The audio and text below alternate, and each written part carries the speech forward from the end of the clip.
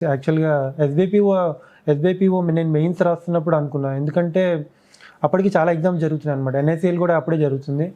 నేను 10 days ఉందనుకుంటా ఎస్‌బీపీఓ mains ఎగ్జామ్‌కి. So 10 days అప్పుడు నాకు కొంచెం టెన్షన్ కూడా వచ్చింది. 10 డేస్‌లో మెయిన్స్ ఎట్లా క్లియర్ అవుతుందేమో అనుకోని. కానీ ఆ 10 డేస్‌లో మాక్ టెస్ట్ జరిగినాయన్నమాట.